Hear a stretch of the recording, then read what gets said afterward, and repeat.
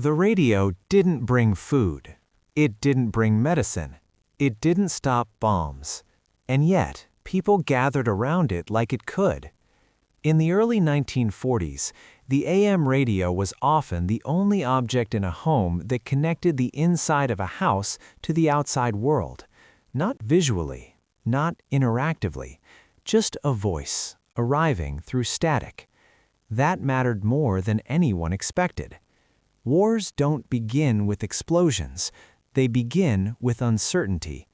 Rumors travel faster than facts. Silence becomes dangerous. The radio broke that silence. At fixed hours, families stopped what they were doing. Hands stayed busy. Ears leaned in. News came in fragments, incomplete, delayed, sometimes wrong, but real. Real meant grounding. You didn't hear panic. You heard structure, schedules, announcements, weather, instructions, music between the fear. The radio didn't calm people by telling them everything was fine. It calmed them by proving someone was still speaking. No screens, no confirmation, no rewind. If you missed it, it was gone. That made listening a discipline. And slowly, across thousands of kitchens and living rooms, a quiet habit formed. Information was survival. Not because it solved problems, but because it told people when to endure. AM radio survived because it asked for very little. Low power, simple components, tolerance for noise. Unlike newer systems, AM didn't fight interference, it absorbed it. Static wasn't failure, it was expected. That made AM reliable when conditions were not.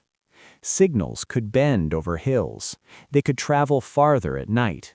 They didn't need precision, just enough strength to arrive. This mattered in wartime. Electric grids fluctuated. Power was rationed. Equipment aged faster than it could be replaced. And still, radios turned on. Some ran on wall power, others on batteries, some on generators built from scrap. They didn't care how the electricity came, only that it did. Broadcasters adapted too. Transmitters simplified, schedules tightened, messages repeated. Redundancy replaced clarity, because in crisis, repetition beats perfection. AM radio didn't deliver high-fidelity sound. It delivered continuity. Even when signals faded, voices returned. Even when broadcasts cut out, they resumed. People learned to listen through the noise. They didn't wait for perfect reception. They listened for meaning. And meaning arrived, uneven, distorted, but usable. That was enough. At some point, the radio stopped being background noise. It became equipment. People adjusted routines around broadcast hours. Meals paused. Work slowed. Not because entertainment mattered, but because timing did.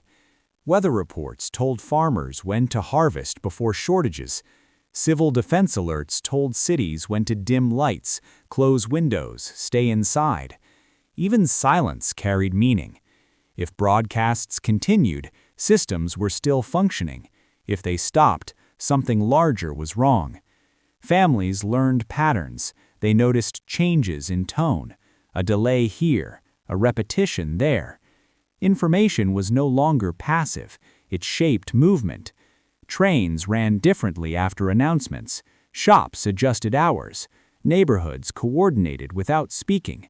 The radio synchronized behavior across distances that couldn't be bridged physically. That synchronization saved resources. It prevented panic buying. It reduced waste. It allowed people to act together without gathering. In a war defined by uncertainty, the radio provided rhythm, not answers, cadence. And cadence allowed endurance. People didn't need certainty, they needed predictability. The radio didn't tell them what would happen tomorrow. It told them when to listen again. Fear grows fastest in silence. Not when danger is visible, but when nothing is explained. During the war, rumors moved faster than trains. A single sentence overheard could become a story by nightfall. Anxiety didn't need facts, it needed space. The radio closed that space, not by removing fear, but by containing it. A steady voice did something no poster or speech could. It normalized tension. It made fear feel shared instead of private. People didn't listen only for news. They listened for tone. Was the voice calm? Was it rushed? Was it still following the schedule?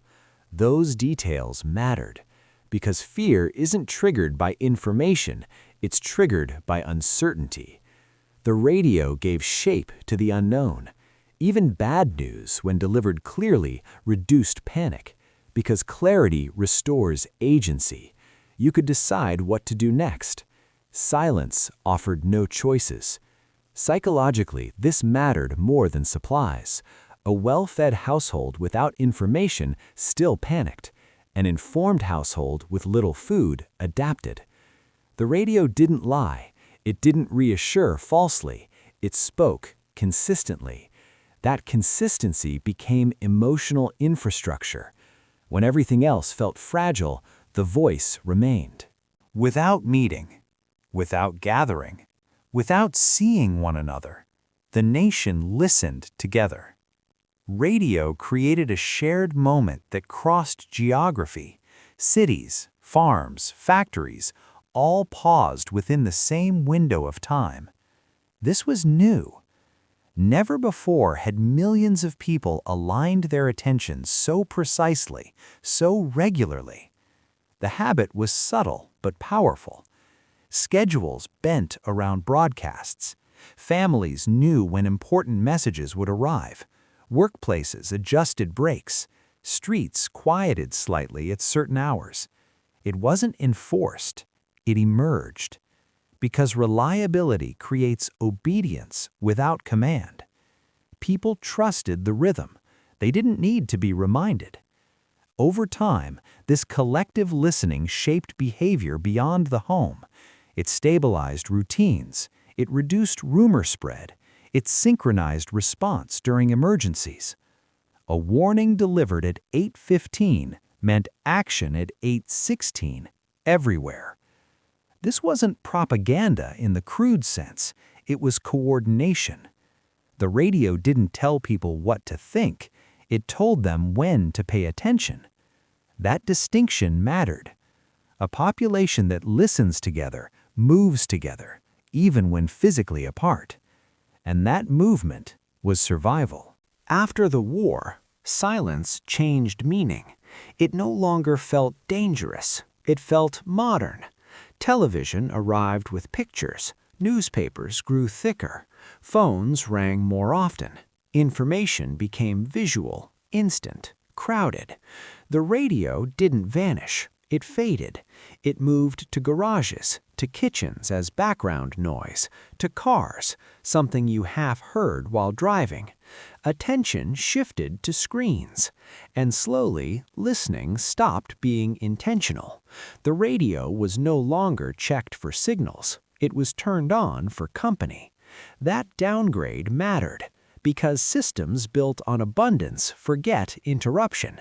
Power grids were assumed stable. Signals assumed constant. Information assumed immediate. The radio didn't fit that world anymore. It was too slow, too narrow, too quiet, until it wasn't. Blackouts returned. Storms cut lines.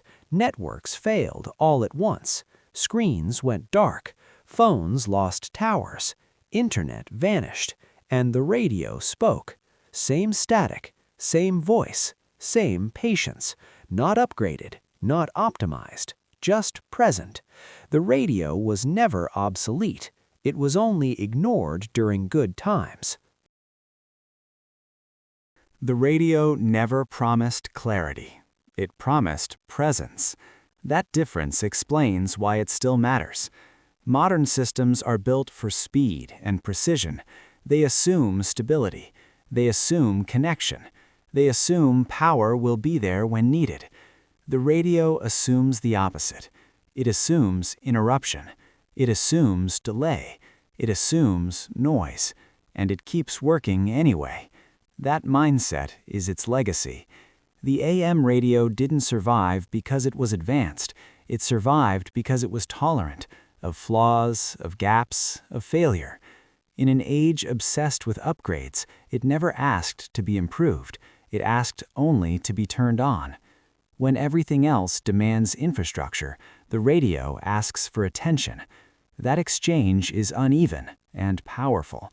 It reminds us that resilience isn't always loud or visible.